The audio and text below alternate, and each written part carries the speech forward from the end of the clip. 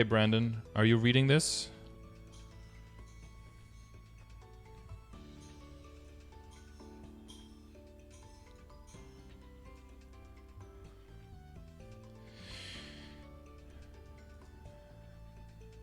All right, we have Brandon in Discord, and he can ask questions and clarification.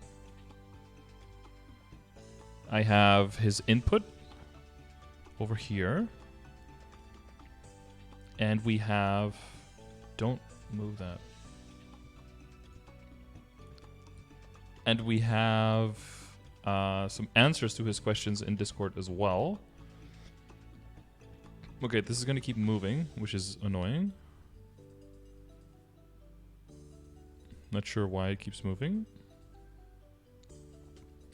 Mature wife keeps... Shh. Okay, that's not what I said. All right? Oh, this is going to be... There's going to be some things that show up there. It's not going to be what I said, okay? Full disclaimer in front of this video. I am not... I'm not sexist, homophobic, misogynistic, not any of those things, okay? If anything like that shows up in there, it is 100% a technical snafu. I take zero responsibility. We are currently using... Okay, let me just blast the program that we're using. We're using PubNub, okay? If anything goes wrong, send them an evil email, all right? About how they need to make it better. Okay.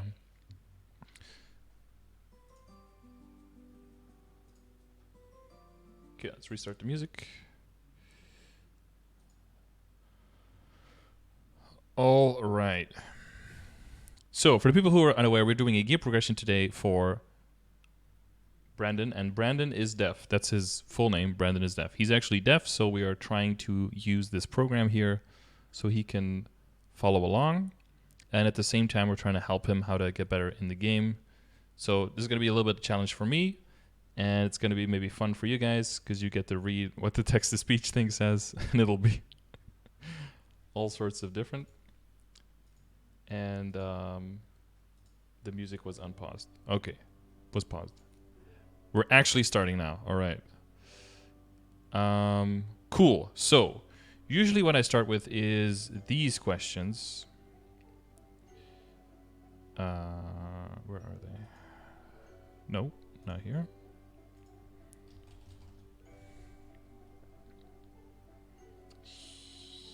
Coverage checklist. Boom. All right. So class, level, time to play, number of computers available, etc., etc. So I already asked this question to Brandon.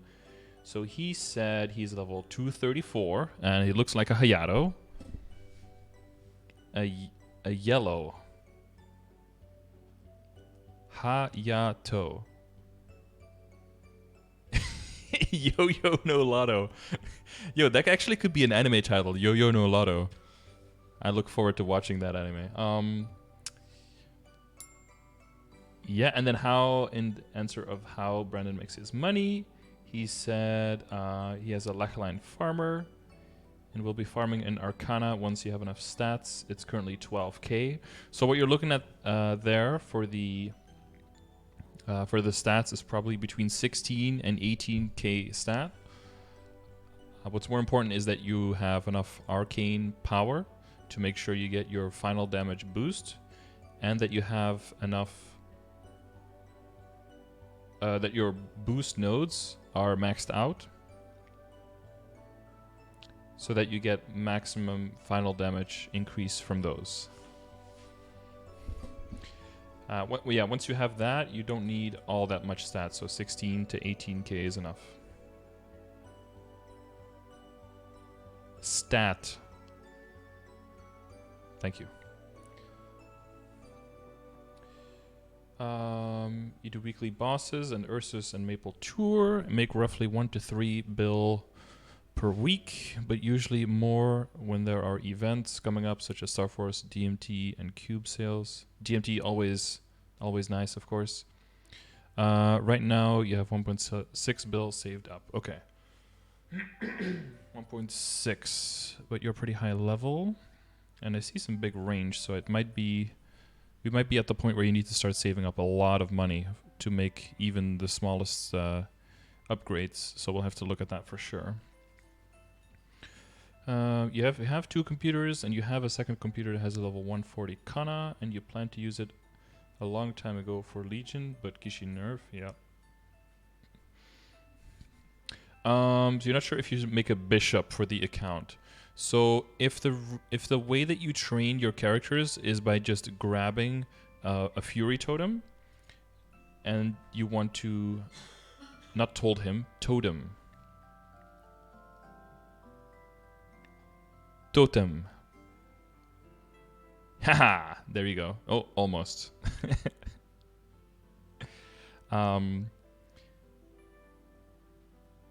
Or a wild totem now. Then having holy symbol on a bishop on the secondary account would be a better idea. Yeah. If you don't commit totems to your Legion, then having the Kana there to Kishin you might still be nice. But the further you go, the more annoying it gets with the limited uptime and everything. And since you already have the invested farmer for your main, I'm assuming though that you are trying to confirm your totems to the main character for training. And you would like to get your Legion to grow faster without using those totems. Totems. There you go. That's a hard word for this thing. Yeah, so I would still use the second computer, Kana. Kinna. Oh, Kanna. My bad. This is going off without a hitch. Perfect. Still use the Kana for low-level Legion characters. But once you start doing a longer session, maybe when you go from 140 to 200, and you can actually commit to a totem. Wow, it like auto-corrects properly. That's pretty nice. At that point, it would be better to have the bishop with holy symbol, yeah.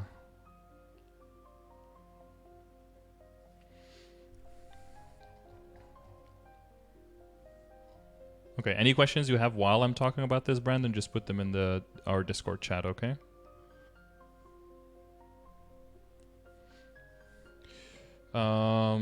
Brandon's ultimate goal is to start doing hard parties for Lotus, Damien, and Lucid and Will. And to develop a second character for bossing. Short-term goal is to be able to do Lucid comfortably and reach 6k Legion. Okay. Well, so that kind of takes care of the Legion aspect of with the thing we answered before. Short term would be Lucid. Okay. So let's see if he's Lucid ready with all the terms.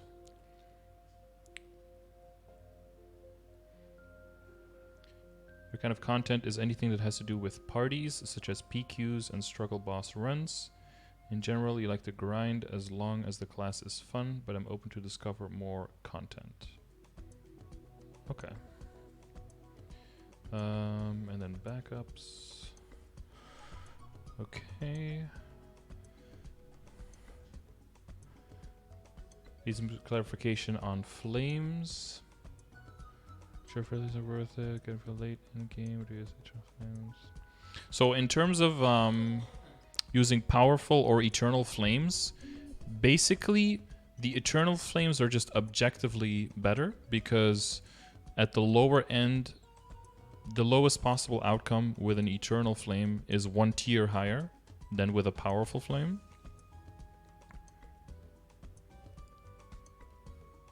One tier. There you go. And on the high end, eternal flames are also 1 tier higher.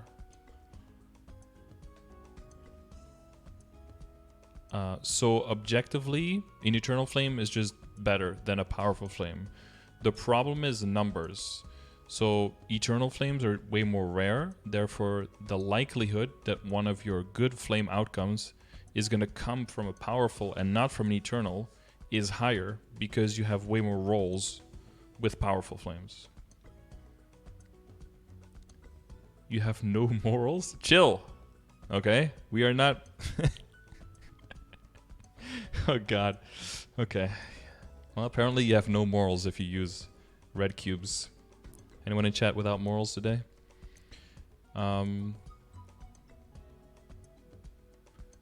Does that make sense for the powerful and the Eternals? So if you have Eternals, you always want to use them on your weapons, right? Because you have the highest possible outcome just to min-max a little bit. Or on items that need very high flame scores before you transpose. For example, Papulatus Mark or the Dominator Pendant. Other than that, they basically are the same as a powerful flame. Like a good chance that the outcome is shit, and a decent wow, it actually censors it, nice.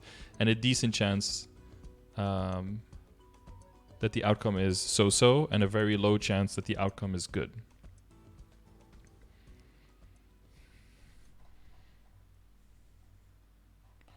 And if you want to get into the numbers, we can do that real quick.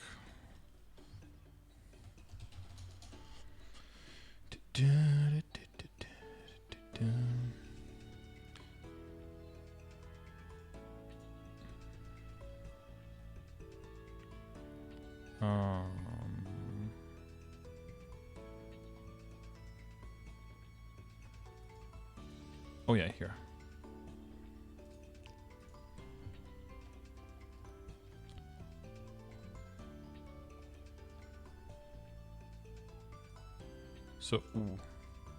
So here you can see the text is gonna overlap.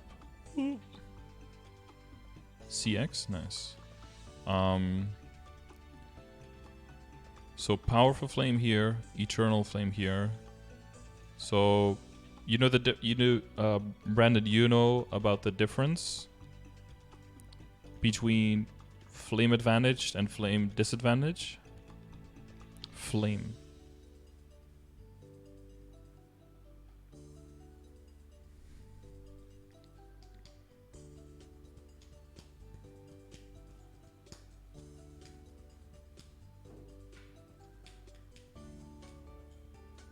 Not really. Okay. So if you've seen the flame guide here, basically some items inherently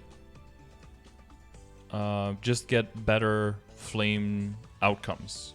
That's just a quality that's inherent to certain items. In the beginning, to tell the difference, you might have to use this list here.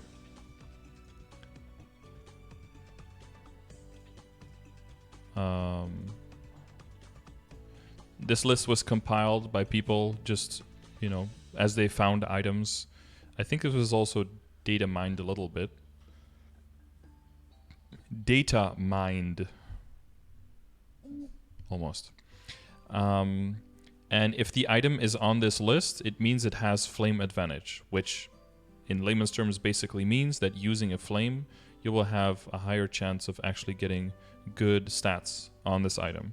If it's not on this list, it does not have flame advantage, and the outcome for the flame will most likely be pretty bad. What this means specifically is this is the difference. So normal equips, non-flame advantage, and then flame advantage equips. And then there's a small group of elite boss equips. These are the ones that you can get as rewards from the orbs. That you can get from the orbs that fly around when you're killing elite bosses. Sometimes those items can actually have good flame outcomes as well, but it's pretty rare. And it's only going to be pencilier stuff, so it's not really important for late game and end game. So the main difference is that there's a variety here for the number of lines and the tier range. So normal equips 1 to 4. 1 to 4 lines. 1. There you go. And the tier range for the flames is 1 to 5.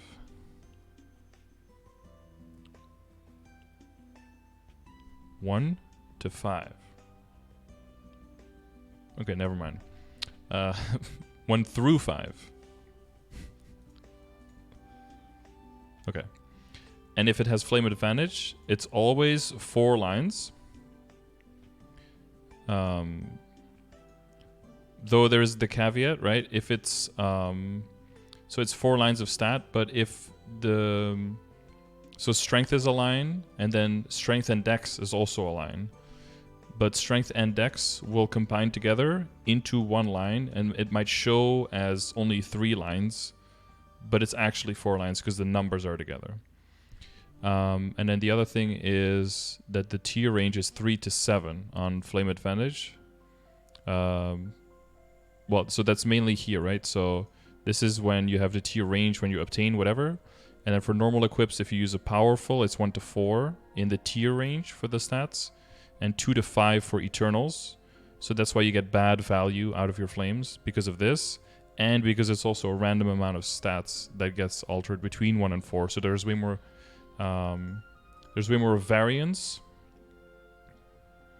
and therefore less guarantee of a good outcome, and what is considered good is also worse than on the flame advantaged items. Advantaged. Because those will always have 4 lines of stat, and the tiers will be 3 to 6, so that's 2 tiers higher, and 4 to 7 here on the eternal. So 2 tiers higher outcome on both the flames comparatively. So this is why when you look at the progression,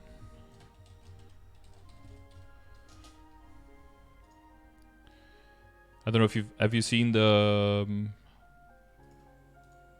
this progression grid before? Grid.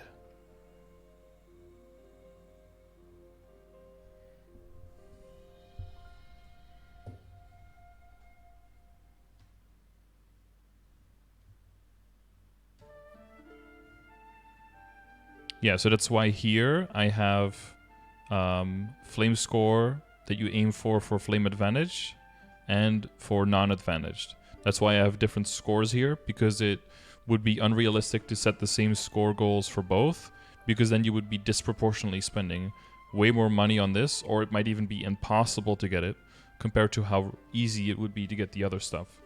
So this is all trying to balance out where do you spend your time, where do you spend your money, so based on what the average outcomes are, basically. So if you don't know the difference, one thing you can do is you can look at how many lines there are and how big those numbers are compared to how high a level the item is, and that'll give you a good idea. If you don't have that feeling yet, that intuition, then it might be better to look at the list first, right? The boss reward list, and just press Ctrl F, like, aquatic letter I accessory. Oh, there it is, aquatic letter I accessory. It's in the list, so that means it has flame advantage. So that means it can get good flames. That means it's worth more to use flames on. And if you go into the progression tab, that means you want to aim for the advantage side, but on the lower end because it's a low level item. Because if you look at the total number outcomes that are shown here, so the level depends as well. So the tier is just a random roll, and then depending on the level of the item, that will determine how big the actual number of the outcome is. So you aim for not as high a total numbers on a lower level item compared to, say, a level 160 item, like Absolab. Absolute heaven. Nice.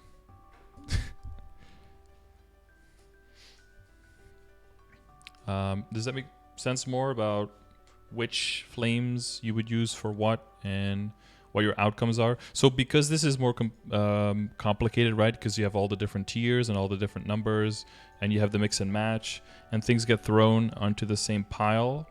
Therefore, I think it's easier to use the flame score, and then you can compare the items that have the same flame score with each other better.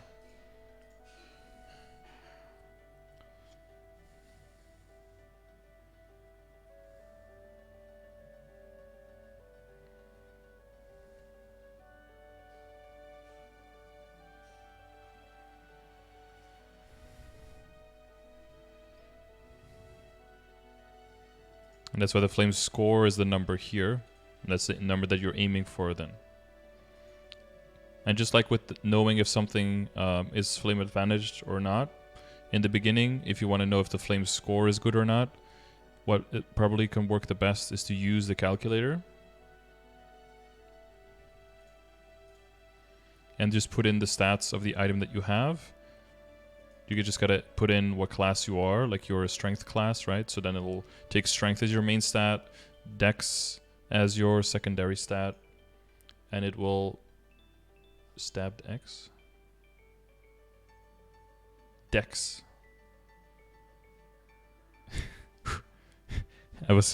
If it said the other word, it would have censored it. And then it'll come out here what your flame score is. And then you can compare that to the other characters that also have the same either flame advantage or flame disadvantage. And you can correct that to the progression grid to see if you're near the number where you want to be. So if all of the items within the same level, within the same item quality are roughly around where you want it to be, but one is way lower, then you can see like, oh, if I have flames, I should probably save them up and try to use them on this one item because this item has the most room for improvement. Or if you roll something and you want to make sure that it's good and it's like above the whatever stage of the game you're in, it's like way above the flame score of what you're aiming for, then you know, okay, this item is great. I don't have to touch it for a long time, so I can focus on other items now.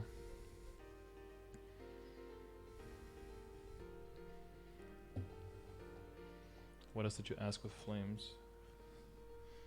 Transposing. Yeah, transposing is just CPAP and Dominator.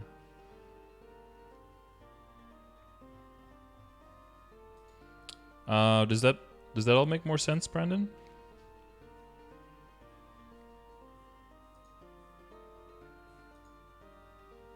Wait, where's my... Hello?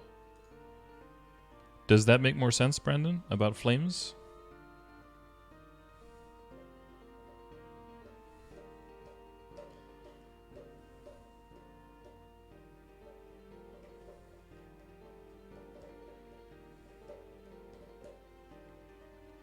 Does make sense? Okay. Yeah, so because it can be so complicated with all the numbers and all the lists, once you know, you'll get a feeling for what is flame advantage, what isn't. You know, like regular pencilier isn't. If you ever see an equip drop and it has like 8 strength and 8 dex, and that's the only thing it has, and it's like a level 140 equip, that's a dead giveaway. You know, this is definitely not flame advantaged. And if you find an item that's pretty low level, but it has like 60 stat on it, the only way that can happen is if it has flame advantage. So after a while, you'll just see an item, you'll see the numbers, and you already know. But in the beginning, you can use the lists and then to get you started. And then the other thing you were wondering about was IED, right?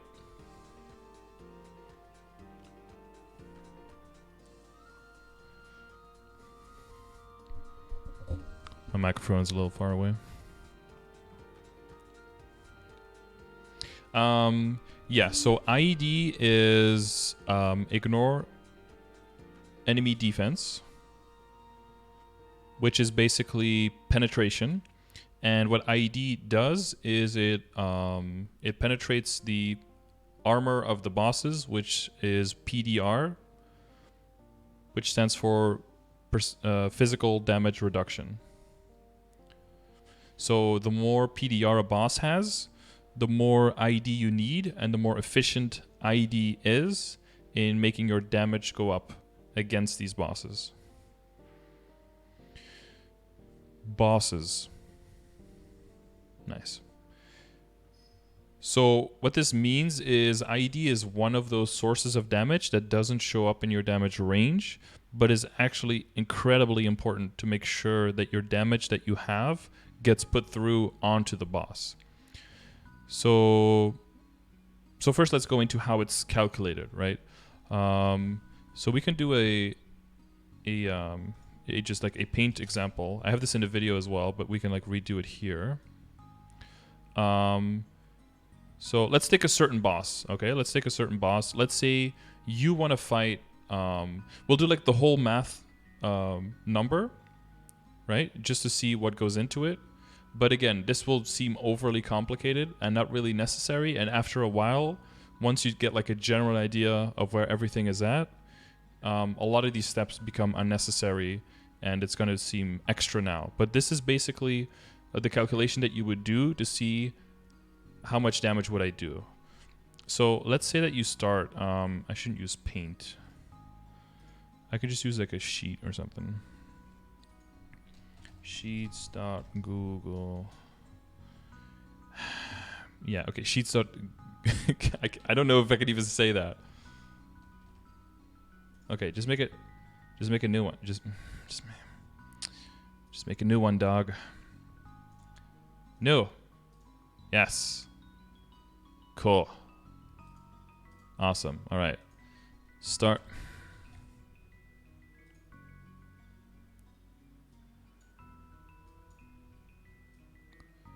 Sweet. Okay. Damage. Okay, so we start with 100% of our damage, right? That's how much damage we do. That is when you hit a monster, and based on everything you have on your character, you will hit 100% of your damage. Now there's two, specifically for Reboot, there are two major things that will cut into your damage. So one of them, well, there could be three, I guess. So one of them would be the level difference multiplier. The other one will be the arcane power multiplier, and the other one will be the IED multiplier, I guess. So, and then actual damage will be like the outcome, right? Let's make it look a little bit nicer. Okay, are we good? Yeah. Amazing. Okay, so level difference. So again, this is going to take like a long time, but this is basically what we do for all the things. So let's say we are trying to fight. Attempt to always have subtitles. Let's say we are trying to fight Magnus. Let's say hard Magnus. Okay. So what we do then is look for Magnus here. Control F Magnus, or you can Google him. You know, you'll get to the same thing. But I have it put through to here. Control F hard. Normal hard Magnus. Okay, you can see his PDR is 120%, and his level is 190. Okay, so that's important information. Can I wait? Do I? Yes. Okay, so he's level 190, and no arcane power requirement, so that's out of the equation, and he has 120% PDR. Okay. So based on your level, because then we can do exclamation mark maple stats. And here we can look for Maple Stats is a really useful website, especially for newer players who are kind of trying to figure out how everything works. There are a lot of things here about stacking of experience coupons, stacking of drop rates, stacking of meso obtain, IED, damage calculation, stats, how everything works in the game. More like the raw numbers that are all a little bit invisible in the game and not very transparent. You can figure out here how all of that stuff works. So this is, yeah, this is a lot of info. Like you see, very, very small bar here. Lots of stuff, lots of numbers, lots of lots of calculations. Yeah. So we are looking here for, is it output? Level difference multiplier for Reboot world specifically. Because Reboot has a different multiplier. It's way harsher for us. If we are lower level than the monster we're attacking, we take way more of a penalty than non-Reboot does. That's why non-Reboot goes to higher level monsters than we do at a lower level, to kind of compensate for the fact that we get more experience from the monster near our level because they have more HP. But then at the end game, when there are no higher level monsters available, that's why Reboot tends to level way faster there, because non-Reboot doesn't have the area to go to kill stronger monsters. So let's say that in this example, we are level 175 because we just got to 175. We unlocked Magnus, and we were like, oh, I can do hard Magnus now. I want to be a part of a run because I feel like I just did normal, you know, and I almost got him to like 25% health lost. So, you know, I'm feeling very confident I can probably do hard as well in a party of 4. Definitely not a carry. Definitely going to carry my own weight. So let's say you're level 175. So there's a 15 level difference between Magnus and you, which means you have a damage penalty of 87.5%. Which is sizable. So minus 87.5%. Now, no penalty here. And then let's say, you know, you're still pretty new to the game. You only have like 50% PDR, let's say. 50% IED, I mean. So what this means is that if you have 50% IED, the boss has 120% PDR. That means you ignore half of the PDR. So that means 60% PDR is gone. So there's still 60% of your damage that gets reduced. That's also a final damage penalty. So that's also minus 60% damage penalty. So only 40% of your damage goes through, IED wise, and then only 12.5% of that goes through, which is 1/8 of 40. So your actual damage output would be 5% of your normal damage. So this is like a very long and roundabout way of explaining why it's important to know. If you add like an arcane power multiplier here, yeah.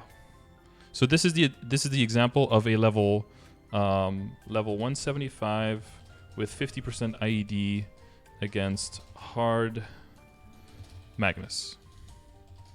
So you end up doing 5% of your damage, right? Which means that someone else who is 15 levels higher than you and who has, let's say, you know, let's say double your, has like 75% IED or something, will probably end up doing like 15 times your damage, right? So that's like what we're looking at. So how does it specifically work for IED? So we'll just give some number, IED. We'll give some number examples that'll make sure. So higher bosses like Chaos Vellum have 200%, Hell Gollux has 250%, and basically Lotus, Damien, and everything beyond that have 300%. So let's say that you have 50% IED. That means that 100% is still left. That means that 125% is still left. That means that 150% is still left. In all of these three cases, if you fight this boss, you deal 0 damage, right? Because you deal less than 0, but it'll be reduced to 1 against these. But even on the 200% PDR ones, you'll deal 0 damage. So let's say that you have 75%. So that this way you'll ignore 150 here. This is a little bit harder too. 155 and a quarter. I don't fucking know. What did I do? Why did I choose such difficult numbers? Let's do 80%. That's beautiful. Okay. So here you ignore 160%. Here you ignore, because this is easier. This is 200%, right? And here you ignore 240%. So you see that the outcome in the first case is you deal there's still 40% reduction, so you end up dealing 60% of your damage. For the other one, there's 200% reduction, so there's 50% reduction still, so you still deal 50% of your damage. And for this one, 240, so 60% reduction, so you still deal 40% of your damage. So you see that this number went up significantly, and you still deal, you know, a lot less damage to the higher ones, but this is way more efficient here, right? Because since the number is higher, that means that one increase on 1% of your IED means that 3% less of your final damage is being cut off. And since the portion cut off is lower than 100%, it's actually more than 3% because it's 3% on a number that's below 100. It's 3% points, sorry, on a thing that's below 100. So it's more than 3%. So the main thing is, how do you get your IED up, but not too high so that it goes at the expense of your boss damage and your attack, right? Because IED is on your emblem, your weapon, and your secondary, which also have attack percentage and boss damage percentage. So you want to find the correct balance. You don't want to have too much penetration but then no damage to go through, and you don't want to have too much damage but then no penetration to make the damage go through. So this is basically where the weapon, secondary, and emblem calculator comes in. It's a pretty rudimentary calculator, but if you put in how much attack you already have, how much damage percentage you already have, and how much ID you already have, without the potential of your weapon, your secondary, and your emblem, it'll give you the correct distribution that will help you, multiplied with the metrics of the game, do the best final damage output increase.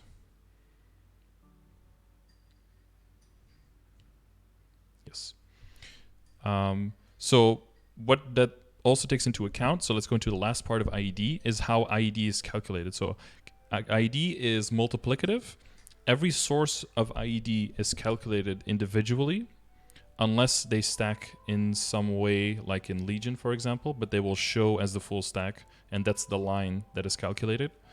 And the percentage of the line that you add basically adds that percent of how much you're still missing to get to a total of 100% IED. So let's say that you're at 80%. That's your starting point. And you add a 30% IED line. No, I just want to have it show. No. You just can't help yourself, do you? I just want to have it show. Okay, well, let's just say 30%, right? That means it adds 30% of how much you're still missing to get to 100, which is 20%, right? So it adds 30% of 20%, which is 6%, which means you go from 80 to 86%. Oh, that's a 5. Now let's say that you're at 86% and you add a line of 20%. Okay, it adds 20% of the 14% now that you're missing, and which is 2.8, right? Yeah, 2.8. 2.8%.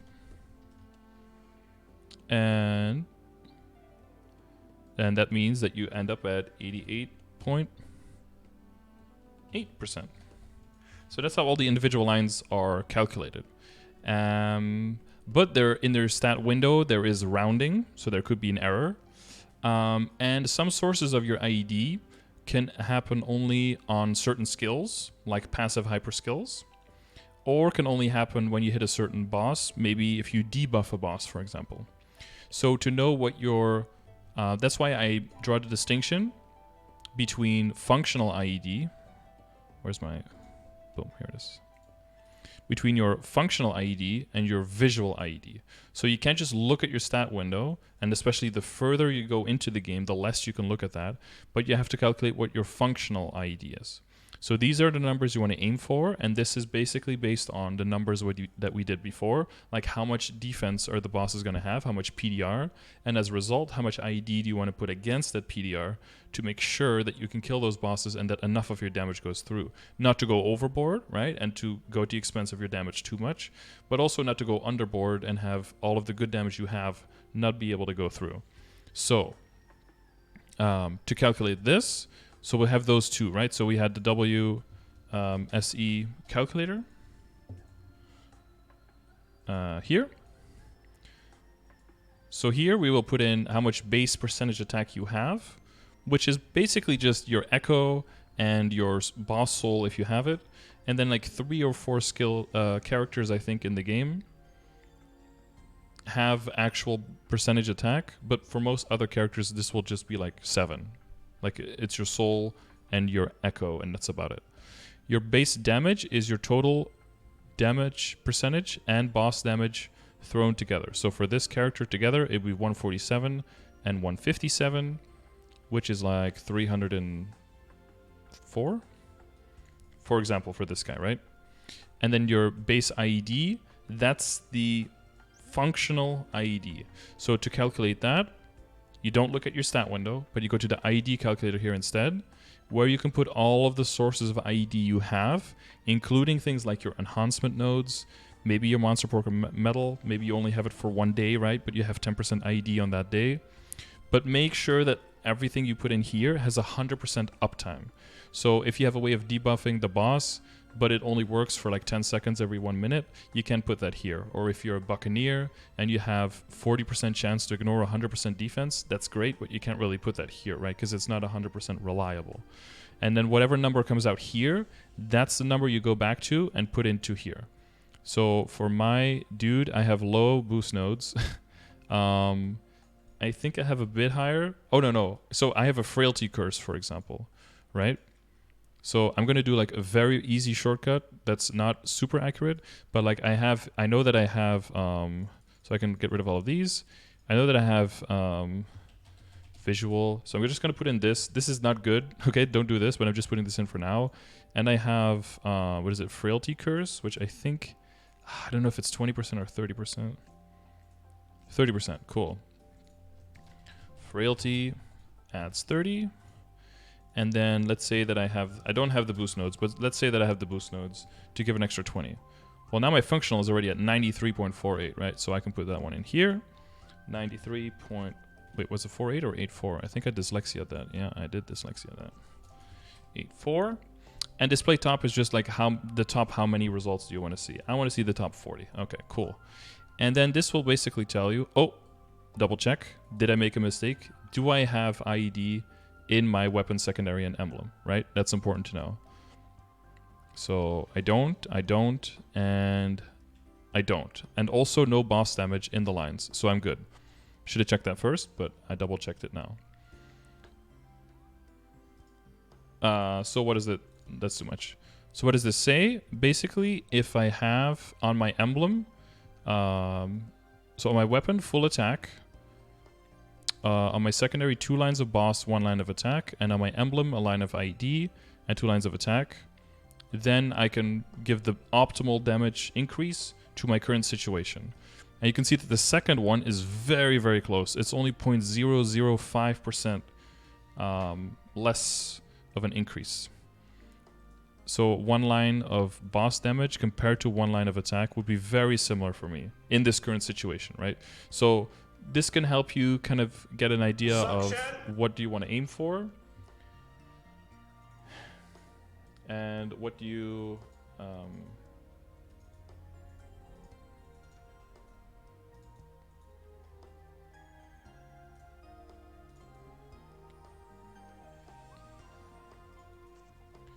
want to aim for, and how much better would it actually be, right? Because sometimes people will be saying like, oh, you need to go full attack. Where does that come from? Why are people telling you to go full attack on something? So on the weapon, you typically go full attack because the weapon will be level 160 or higher, so the same tier outcome will be 1% more, whereas for the boss and the IED lines will stay exactly the same. So efficiency-wise, attack on your weapon would be better. IED typically goes on your emblem. Why? Because the emblem cannot get boss damage, and it's and aiming for a 40% IED line, like I explained before, and how the sources are calculated individually. Having a 40% line, one big chunk, is always way better, because the bigger the chunk, the bigger the lack of getting to 100% you're multiplying it with, so the more efficient the line individually is. And then boss is basically used as a padding between the two. So other things that might come into play here that I don't have for now, for example, are familiars, all of that kind of stuff. So if you check !IED in the chat, then you can see what are the sources of IED in the game, and based on which ones that you have access to that don't go into or that don't go at the expense of attack and boss, you want to maximize on those, so that you need as little IED as possible to maximize your damage on your weapon, your secondary, and your emblem.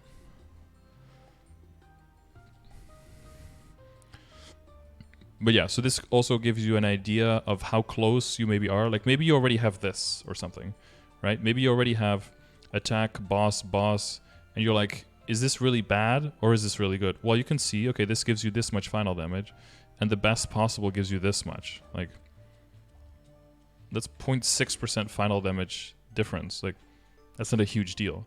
Of course, as you get stronger, way stronger than my character, these differences will become way better, way bigger. In general, most people in this sort of the game probably go for a 7-1-1. So like 7 attack lines. So 7 attack, 1 boss, 1 IED is probably what most people are in. Some classes that are notorious for having lower IED, like Kana, will have definitely need 1 IED, maybe 2. But again, that will depend on their familiars and how good of an outcome they got there. Some classes will have 1 or 2 boss, but yeah. So like a 5-2-2 is probably the most extreme amount of non-attack lines. But typically anything 6-2-1, 6-1-2, 7-0-1, 7-1-1, 7-0-2, 7-2-0, like anything like that will all be considered good.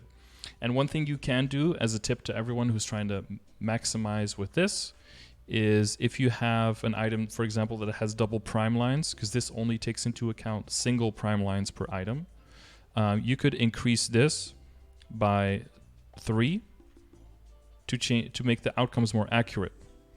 Let's say that you have a weapon that has 40% boss, 13 attack, and 10 attack. Then this way you're still optimizing for that.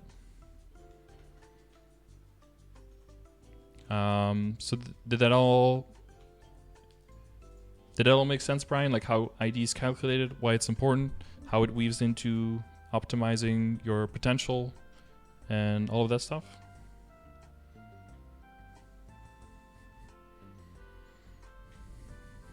Did I say Brian? No, I said Brandon, dude. Like Brandon. No, it's the text to speech is messing.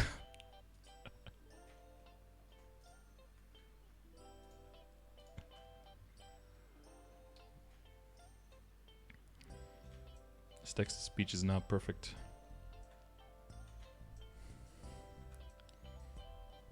You understand ID now? Amazing. Okay. Everything else you said.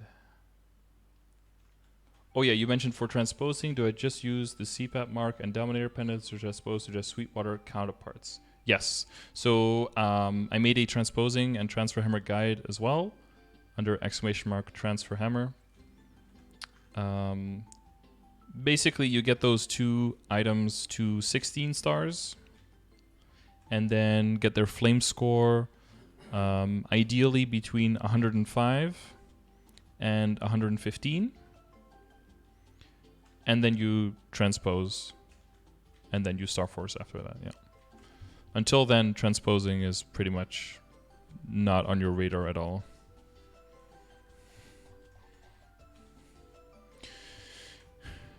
All right, so how can we get you Lucid ready and then set you on your way from there? Hang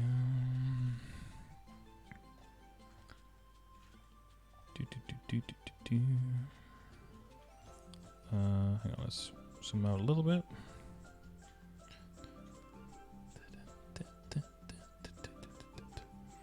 Phantom Blade, Great rate is 100% in bossing stance. Not attack anymore. Mezzo 20%. Okay. Alright. So what's your long-term plan for your inner ability?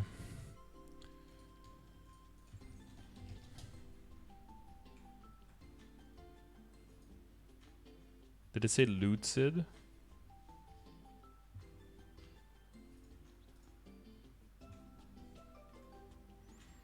Let's see. Warriors. Oh, Hayato needs like nothing, right? Just attack and boss. Wow. What a luxury position to have. Do you have any idea how hard IED is for everyone else in the game? And then you only have 2 lines that you need, and it's attack and boss. Damn. Everyone jelly right now in the chat. Okay.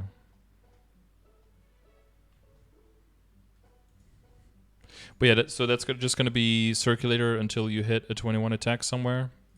And then lock that in and roll for boss on the top line during a 50% off event. That's basically just the only thing that's left for you to do. So, but yeah, you can definitely, if you're going to be training more, making some money with the 20% mezzo obtain on the top line, of course, is very nice. And will help you be able to afford those circulators more. All right, so that's taken care of. Okay, let's close some of these things here. Okay, here we go. Okay, so that's good. So you're hitting the 100% crit rate. That's good, because that means your critical damage is getting the full efficiency. Now, of course, this range is crazy high because of the final damage stacking. Because of Phantom Blade. The boss damage, and that gives you a lot of percentage damage as well from the looks of it. And the boss damage is decently high. So the visual IED is at 94, so your functional can only be higher. So I'm gonna guess with everything. Don't know if you have that many sources, but it's probably gonna be at least at 95, right? Because even the boost nodes 20% is 20% of 6%, so is 1.2. So that even then it's already at least at 95. Arcane power is at 860. That seems pretty good for level 340. 240. 340 is the Star Force. My bad. Yeah, I'm not 100% sure on the stances and everything, but I'm assuming boss stance is the most important thing that we're gonna look at here. So then unbuffed. Oh, buff without Phantom Blade. Wow, what a difference! Look at that. From 35.9 down to 13. It's like a hero. Insane. Okay, boss damage ID is the same. Oh, and it's crit damage too. Alright, so you put the weapon and the secondary and the emblem together, right? So you're already aware of their importance here. Can I do that? No. Can I do this? I need the chat. There we go. Right. Oh, I thought almost. Okay, so you have a 40, 30, 20 Fire Phoenix Blade. That's specifically for bossing, I'm guessing, and then this one is for mobbing. So for now, that seems fine. This flame. Oh wow, that is juicy potential. Well, that's gonna stick with you for a while. That seems like a good flame. I think that's a tier 6, right? With damage and strength, so that's also definitely good. Unlucky magic attack line here, but 21% attack, that is what you want at this point. And it doesn't seem like you're in any trouble for IED, so re-rolling for IED or something is not on the table for now. So I'm just trying to get a baseline of how good all your stuff is, but in general, this already seems pretty good. You have the farming character though, so I guess that takes that into account. I think if I remove this, the chat will... Can I... Can I... Is that big enough? That's what he said. Okay. So this is all 17 starred. So let's do a quick flame score check. So that's like 4266 and a half. 420, 32, 8, 420. Nice. So it's like 34. So that's like 54, right? So if you look at the grid and the levels of the items and the fact that it's flame advantage, this is on the lower end probably from everything, because you see already that this is 20 and 5, so this one is already higher. This one is higher. So all three of these can probably improve, but the top is the lowest here. But of course, before that, we want to look at the Abzo, right? Because let's say that on the top you can make an average of, I don't know, let's say 15 stat gain, but on the Abzo you can make like 25 stat gain. Well, then you want to throw your flames at the Abzo first, right? Because there's the higher flame value increase for the same amount of 25 centimeters, for the same amount of flames thrown on there. So more bang for your buck, basically.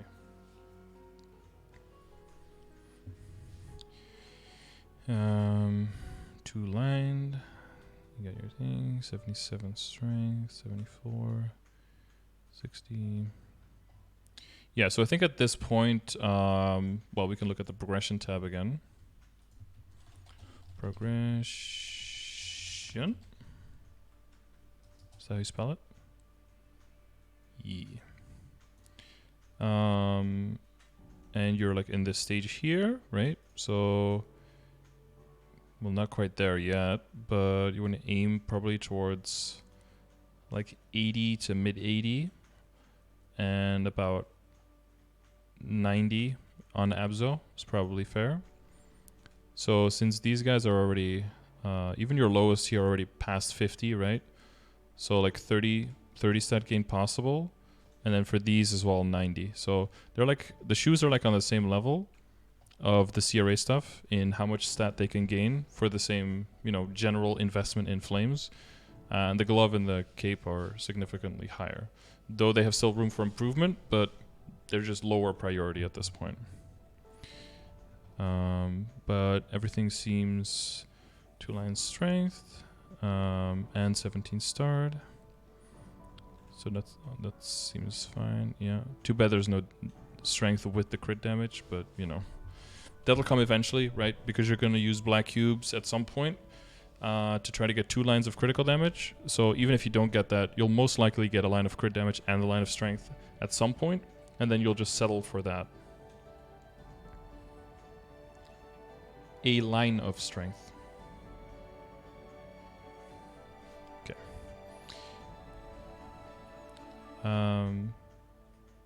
Yeah, so Star Force wise, fine. Potential wise, I think also fine. Flame wise, some room for improvement, especially this shoe. Let's go to the rings. So rings are tricky. What did you already get? You got a superior. Okay. And the reinforced. I gotta put this back up, I think.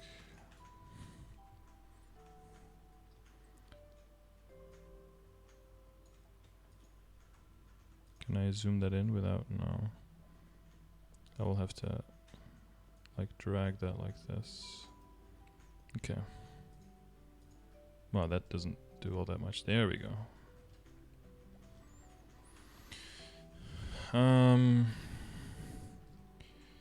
So your current situation is synergy reinforced with drop on it, master with drop on it, and Gollux. Maybe using your solid instead of the reinforced because it has 2 lines of strength. I see. So you have 6 rings. Let me look at these other accessories.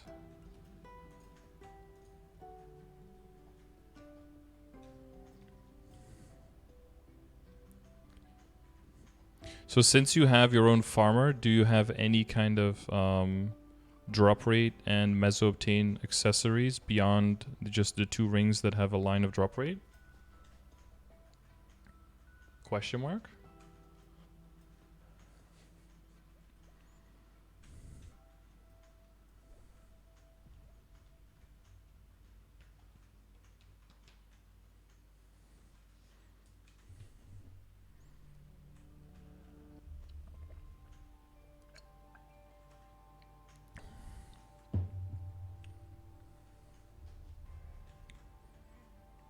Recently started for it. Okay.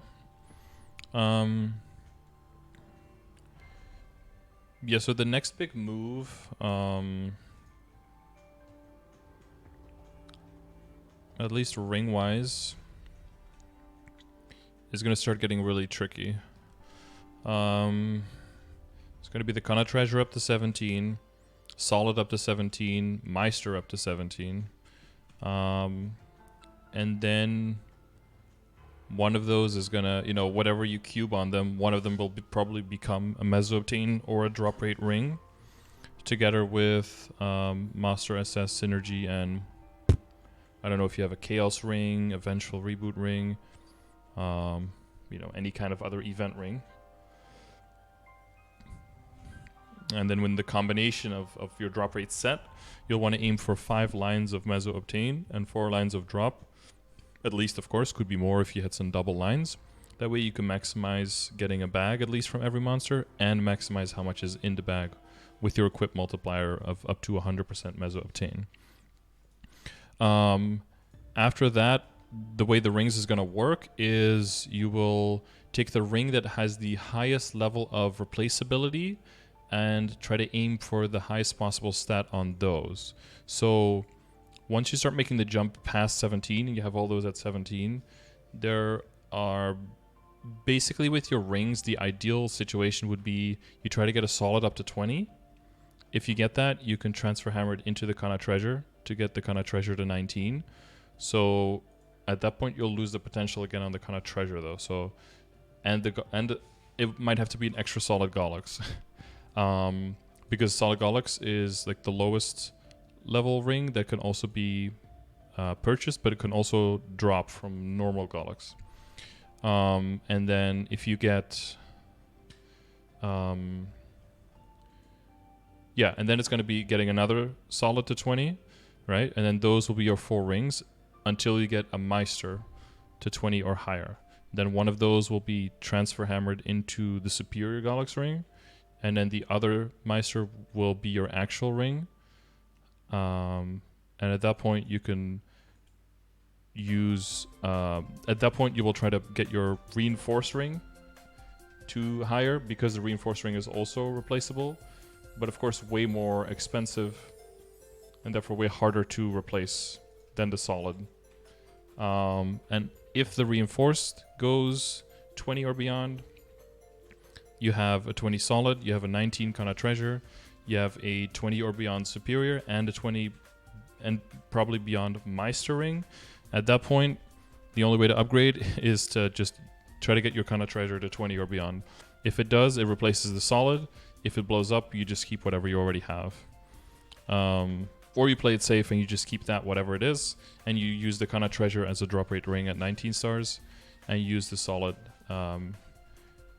So the solid, the superior, the reinforced, and the Meister ring as your damage rings. But that's a long process to get your whole arm up there.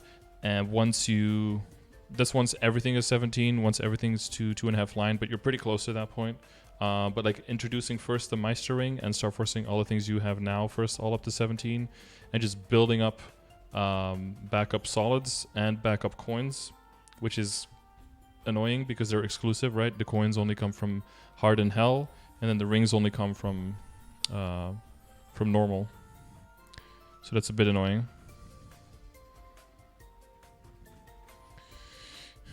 Well, you don't stop at 19, right? But you get a 20-star solid, and then transfer hammer that into the Kana Treasure, making the Kana Treasure end at 19. If you go from 19 to 20 on the Kana Treasure, you risk blowing it up. And the solid can only go up to 20 because it's an item below level 137. Items between 127 and 137 can only go up to 20. Below that, only up to 15, and above that, up to 25. So that's the ring situation. Does that all make sense for the ring situation, Brandon?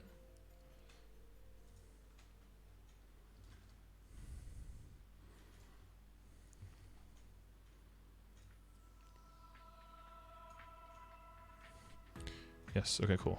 Cool.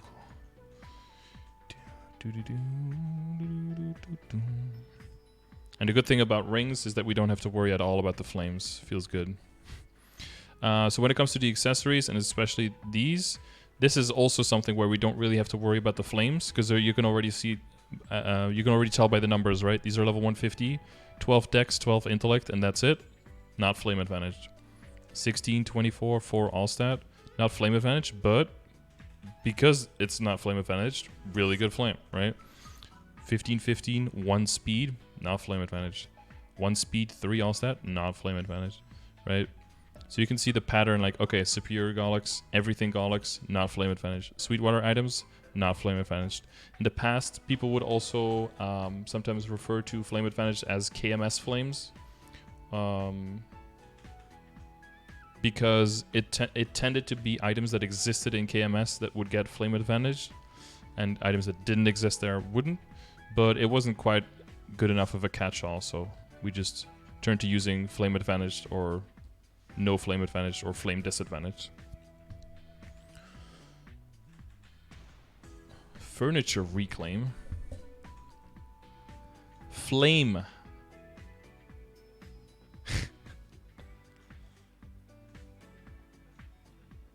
Yeah, and also sometimes people called it boss flames, but then there were items that exist in KMS and that drop from bosses, like the Chaos Horntail Pendant, that are literally part of the boss accessory set bonus.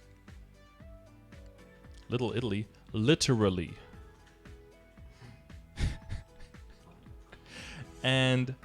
But those also don't get flame advantage. So it just wasn't enough of a catch-all, and it was just confusing, so that's why we use that term now. So flame-wise, we can still compare these, right, to the lower numbers. So you're about halfway through this. Flame disadvantage between 25 and 42, so we'll aim for something like a low to mid 30s, right? Low 30s in flame score, with the goal of like low 40s for the end of the stage. So if you throw that to the calculator, this one obviously doesn't have, like, only has 12 dex, which is like 1.5 flame score, so that's very low. This one will be even above that, will be near like endgame flame. This one, very low, of course, no strength.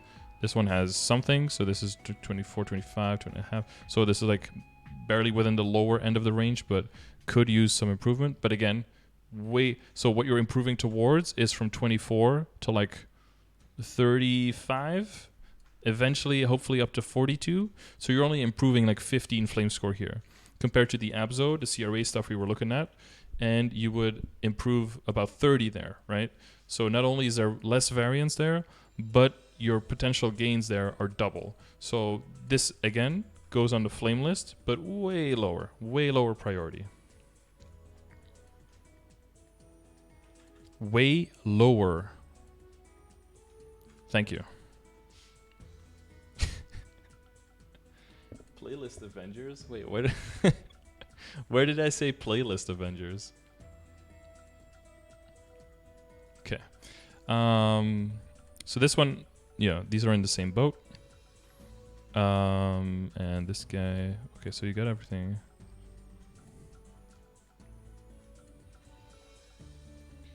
For next, yeah.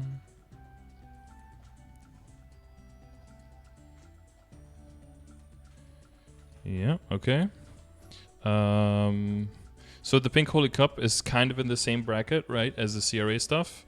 It's only 10 levels lower, but also has flame advantage. And so this flame is a little bit higher than your CRA. So this would be on the priority list below that, but not too much further down. And then you have the badge and the heart. That's really nice. So the badge and the heart are important because when you are looking at these, you're not really looking at the Star Force, right? Because even the badge past 15 doesn't get weapon attack. And the heart only goes up to 15, so it's only just some stat. But their potential is where they shine, because heart and badge have very low amount of junk lines. Therefore, the average expected cost for you to get good stats on them in their potential is the lowest among the game.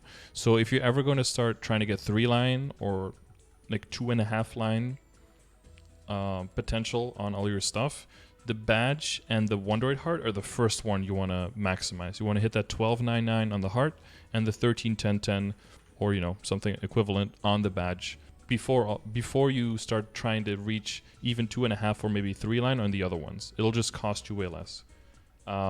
If you want any confirmation or any guesstimation on how much it will cost, you can use !cubing in the chat and just put in the parameters. Be like, okay, this item is already legendary.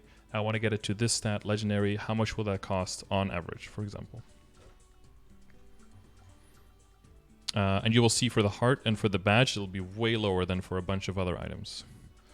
You have the Pixel Hero. Are you working on the 7-day Monster Parker for this character? The 7-day Monster Park medal. Nice. Yes, I said nice. You're not. Okay. I would advise to do that because even though the stats, you know, the flat stat on it is a little bit lower, because it can reach 10% IED, and like I said before, all of the sources of IED that you can tap into that don't go at the expense of any damage or boss damage or attack percentage are basically must-haves for late game and end game. So Monster Park Medal is highly advised because it will just take pressure off of other things that give you IED. And like you saw with end game efficiency of IED, because the bosses have 300% PDR, just all the little bits, specifically those that don't go at the expense of a lot of other damage, help a lot. So I would definitely advise to work on that.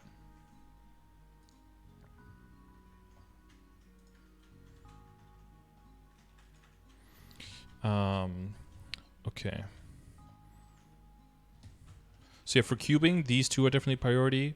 For flaming, it would be the few items here that don't have any flames yet, right? So it would be the tattoo and then one of your pendants. I was almost going to say medals. One of your pendants. And then after that, probably cubing. You probably can still get some cubing gains with the Abso. This is already. Oh, and then the tattoo, of course, right? The tattoo, because it's only 2 line of all stat. And then then these guys come in, of course. And then flame wise, this one comes in after your CRA stuff and after your Abso shoe. And then once everything else is settled, then the glove and the cape come back in, and then potential wise comes in the glove. The critical damage, trying to get for 2 line critical damage. That's going to be a huge increase. And then after that, you'll have to probably reach like level 250 at that point, and then you'll have to make some kind of decision about your emblem, about your secondary, about all that stuff. So it might become necessary to get 1 line of IED on the emblem with attack, and then either full attack or attack plus boss on the secondary. Because this is good definitely for now, but using 4 out of your 6 lines is a huge amount of potential that's untapped. So that'll be very necessary to work on after that. Okay, totems are fine. That's way better than what I have. V matrix. I assume you know way more about your V matrix at this point than I do. You have your matrix slots leveled, right? You put your boost nodes in the leveled up slots and everything.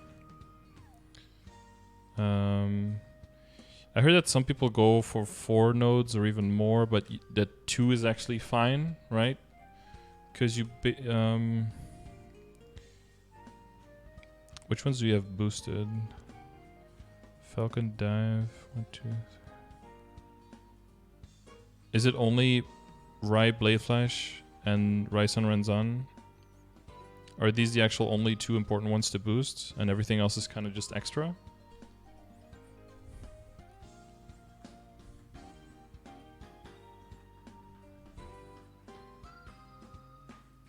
Because I'm no Hayato expert.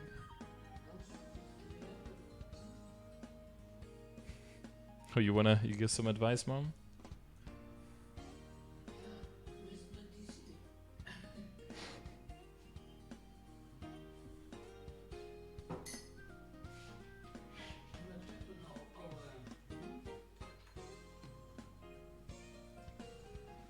Just those two, okay.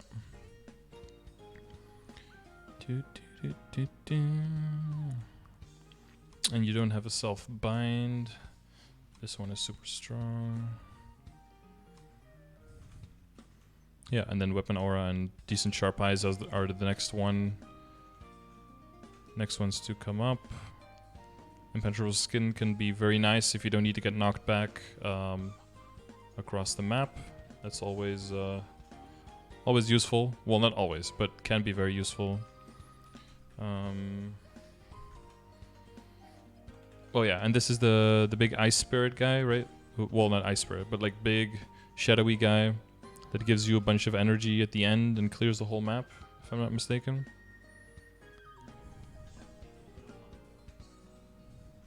Well, I mean, a reasonably sized map, not like not like the Morass and Asphera maps, Morass and whatever maps you're on, Mom. Only like a quarter of those maps. Okay. Alright, so that's just working. It's just a matter of getting that done. And then the Legion. Oh yeah, your goal was to get the 6k Legion you mentioned, right? So I see you already have the level 3 Rune Persistence. That's nice. And level 3 Aaron and Angelic Buster. Okay, okay.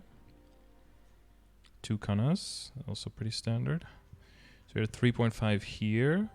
Yeah, building out the Legion will definitely give you some benefits as well. Also, what will start happening is when you get a bigger grid, all of the points that are now in attack are going to be moved away from there and are going to be used to supplement your critical damage, i.e. boss damage, basically.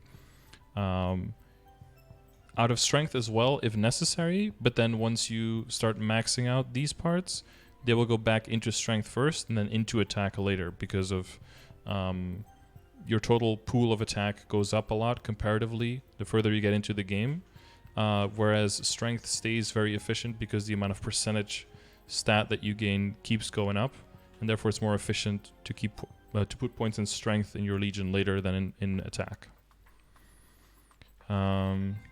Let's see which ones you already have. Have you, Brandon, have you looked at the !links command that I have?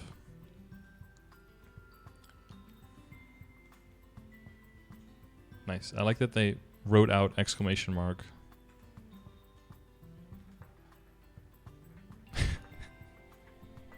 Wrote out! Wrote out! So, when I say something and it says something else, and then I say the thing it says, then it's writes something else again.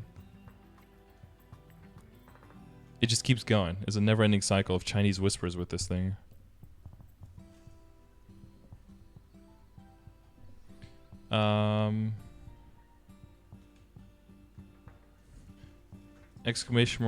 !links. Have you seen this, Brandon?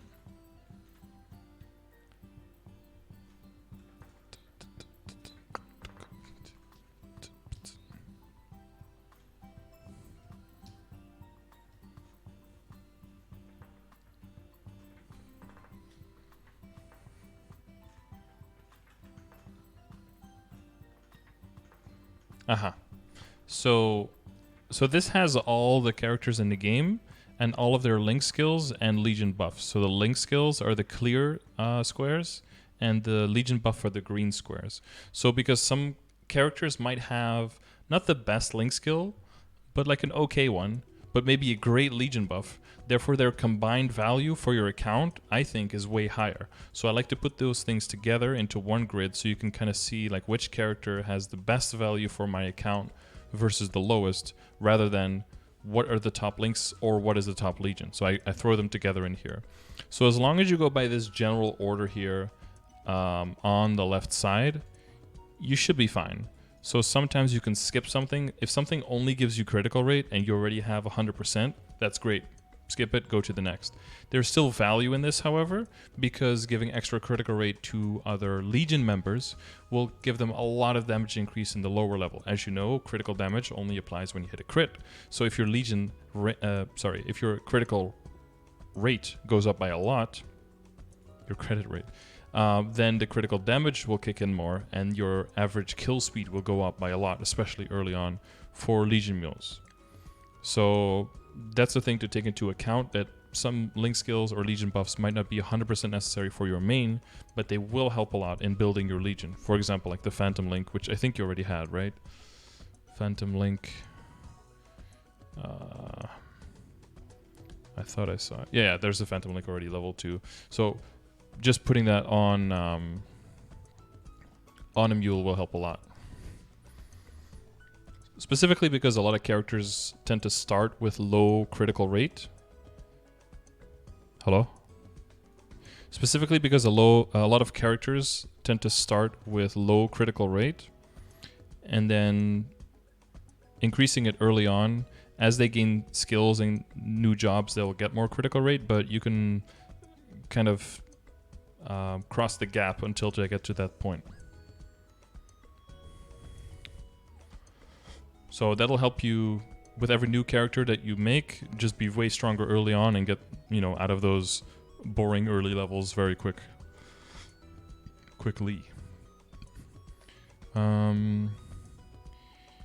Yeah, so you're getting them all up to 140. That's nice. So it's 2, 4, 6, 8, 20. So that's the 20 characters you have. Okay, and then there's one character off board. Yeah. So what I like to do is just make one character a day while I'm still building up my Legion, and just get it to level 60, or maybe to 70, and then just move, and then leave it there, and then just do something else. Play on my main, maybe do some symbol dailies, do a quest here and there, maybe farm a little bit, whatever you like doing. And as long as you keep that pace of just making one character a day, even in 3 weeks, right, you'll have 20 more characters that are all level 60. Because I say level 60 because that's the lowest that it needs to be to register in here. And then you'll already have 4.7k. And then if you get those characters from level 60 to level 100, there'll be another 800 levels. So then we're already at 5.5. And then if you do Zakum on all of them for like a week, then you're at 6k. So this is a very, very solid foundation. You already have a bunch of level 200s. Some of these are the strongest classes. Some of these are just the most important classes. So some Evan Arc, AB, Blaymaster, Jet, and you have the Shade, you have the Hayato, of course. Critical. But yeah, so critical rate, critical damage, CDR, damage, mesoptane to an extent. Like, these are all very important. Damage, some of these are not are like high up here because of they are damage, but it's not super accurate. Like Ilium when you're moving around, Arc always, of course. Wild Hunter, not amazing, but a good addition to your Legion once you kind of run out of super useful characters to put in there. And Kadena, very useful once you debuff monsters. Demon Avenger, always useful, right? Hoyoung, only for mobbing. Kana is pretty much an early, mid, and maybe late game Link skill, but then eventually gets replaced once you get the Explorer Mages, and also the Explorer Thieves in there. And then once you start bossing, of course, you start looking more towards immunity, boss damage, IED. So the Resistance Link, Demon Slayer, Lumi, all of those classes start coming in. So those are like, all of this together is like the meat and the potatoes. And then Mihail can be necessary for some classes. And then you basically just start filling it up with as much strength and attack as you can. So you'll just be looking at the strength column here, making sure that you hit all of those. If you can get all of those to 140, then that's 40 strength per character. 1, 2, 3, 4, 5, 6, 7. 1, 2, 3, 4, 5, 6, 7, 8 and a half, I guess, times 40 is 340 strength, which is a nice little extra strength. Yeah, so you can use this as your general guide, and you can also check !classes. That has the big tier list. Oh, the big tier list of all the chairlifts of all the classes, and then specifically if you're trying to level a new character, you can look at the leveling speed and see if the leveling speed is horrible. That might be an indication that it would be pretty annoying, and then you can use those for your burning coupons and such as your priorities. It's typically what I do.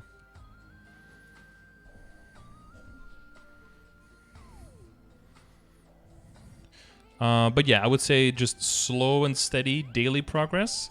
So like 60 or 70, come back to the character, get it to 100, move on to another one. And what I like doing is when it's at level 100, I just kill Zakum with it. And then I would do Monster Park, but since you're working on the Monster Park still on your main, I think that's more important now. I just log in, do Zakum, and then log out and go on another character or go on your main. Because the amount of experience you can get in such a short period of time by killing Zakum is so high that it's just more valuable to do a bunch of Zakum on a bunch of characters to get them from 100 to 140 than to sit through the whole leveling part, because then you have to prep more coupons, you have to prep potions, you have to start putting points into your skills and everything. And Zakum is just like easy and brain dead. Unless you like playing the class, of course, then you take a little bit more time. Or maybe there's an experience event or something that just works better for mules and you don't feel like training on your main. You know, but once you have more characters available that still have some good gains in front of them, I think it'll be more likely to kind of like, oh, I guess I'll get like 10 levels, or I guess I get level 20 levels on this one character, rather than you won't really log on your main and like, oh, I guess I'm gonna go get 3 levels on my main and train for 48 hours, right? So that will, I think, lower the threshold a little bit as long as you have more characters available that can very easily get some gains. And yeah, just one character to level 60 is boom, 60 levels in your Legion. So that'll go real fast. Does that treat the Legion section of what you had questions with, or? Yeah, I think I covered most of this stuff, but if there's anything still in the game that you feel you have a question about, or anything that I didn't explain completely, let me know right now.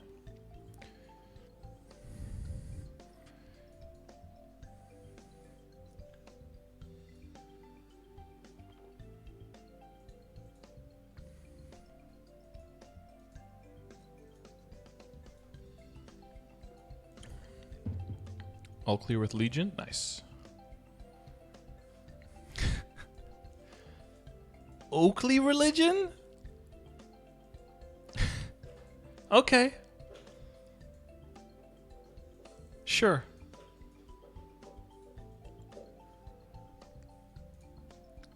Okay, so after all of that, are you clear in general what to upgrade like in the short term, what to do in the midterm, and like a long term? Because for Lucid specifically, it's more like, you know, arcane power, keep doing your arcane dailies.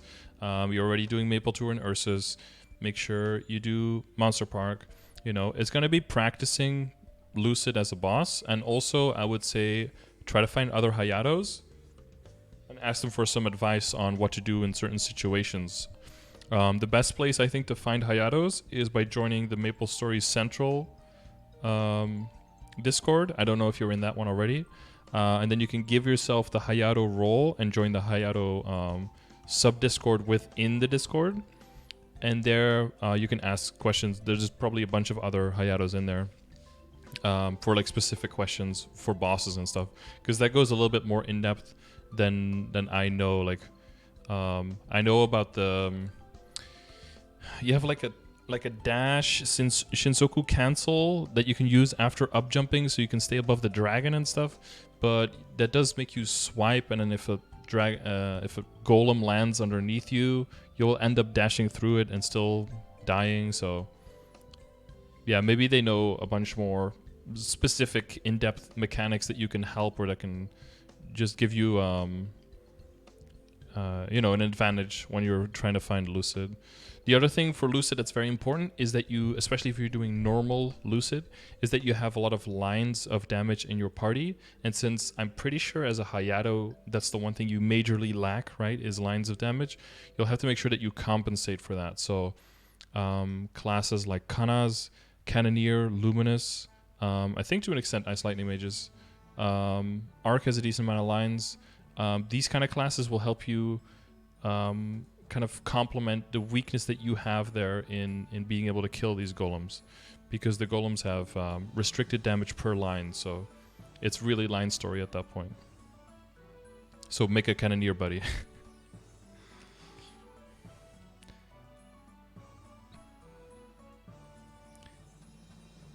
Make a can of your body? No, make a Cannoneer. A Candleneer. Cannoneer. There we go. No, he got it, Mom. He got it. He got it. Okay, this is AI. You need to program this AI, okay? You have 67 years of practice, all right? This computer... Yeah, with me. Yeah. Pretty much. Okay, that's true. Okay, but you have like 21 years or 22 years or something of practice, okay? Because, well, maybe like 25 at this point. No, I didn't speak for the first 2 years, right? 23? Yeah, true. I am a chameleon. Oh, we missed flag race. Unfortunate.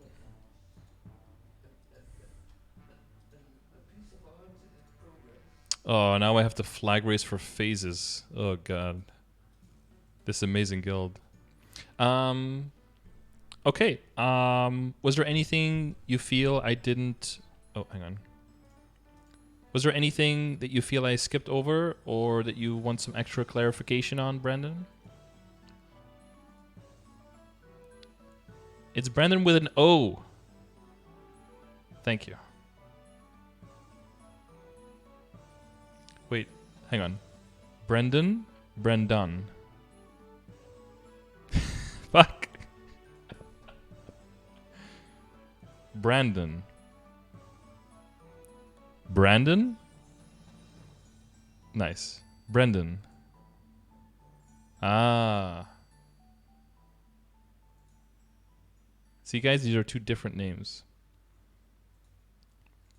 Everything is good. You know what to work on. Thank you very much. Hey, no problem, dude. So, yeah, read up on some stuff. If you have still have questions, check the commands in the channel. Maybe some of those that are new to you that I just showed you for the first time today. Yeah, just look through those. If you have follow-up questions, you can always let me know in Discord, and I'll do my best to get back at you. And it's been really weird just talking to myself and reading reading what this computer thinks I said to it. But you know, it's an experience, so you know, it's a first time for me. And thanks, dude. And best of luck on everything. I see you already made a lot of good progress, and I hope you can because the jump past 17 stars is going to be rough. So just make sure you save up a lot of money, wait for those events, and pray to RNGesus.